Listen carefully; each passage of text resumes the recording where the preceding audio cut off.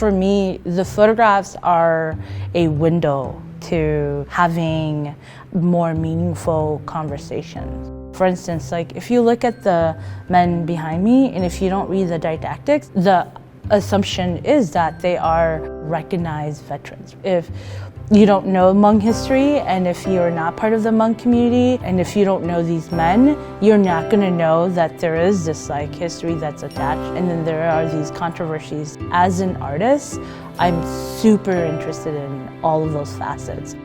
My name is Pao Her. I'm an artist based in the Twin Cities. I would say that like the work that I make is very much based on my lived experience. And when I say that, I mean like I'm making work from the things that I've experienced and from the things that I'm seeing in and around my community. I'm personally affected by all the things that I'm photographing.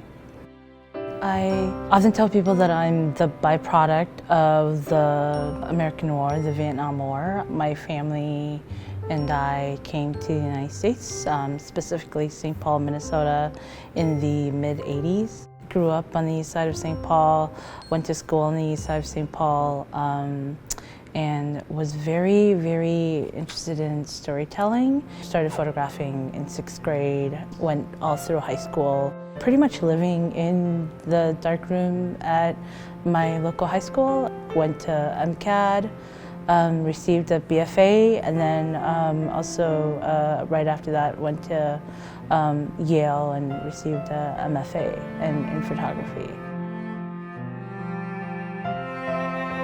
These portraits are of Hmong veterans who fought during the Vietnam War but are not recognized by the United States Army. I didn't start making that work until I went to the funeral of a great uncle.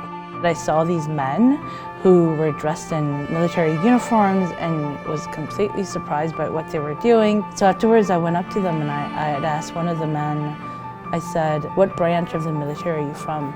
And he was like, well, like we are SGU, right, the secret guerrilla units, but we're not from the military, right? The United States, doesn't recognize us. So it's like me going, okay, where did you learn this? And them telling me, oh, we've been watching a lot of YouTube videos. There's definitely an injustice, but also how can I be critical on both fronts, right? So like how can I be critical with regards to the American government, and then also how can I be critical with like the Hmong veterans too, right? Being critical of the Hmong community stems from this idea, right, that there's like this hierarchy within Hmong veterans too. For instance, if you are asked by the United States government to fight, and if you have paper proving that you fight, you have more power within the Hmong's like military structure. When I was like thinking about these photographs and when I started making these photographs, I went to Washington, D.C., went to the National Portraits Gallery, looked at portraits there, also did research and looked at Civil War portraits, and then even like generals' paintings. A lot of these portraits and the way that I've made them to feel, and the glazing on the images and the frames, these like gilded frames, like all that comes from tropes in portraiture.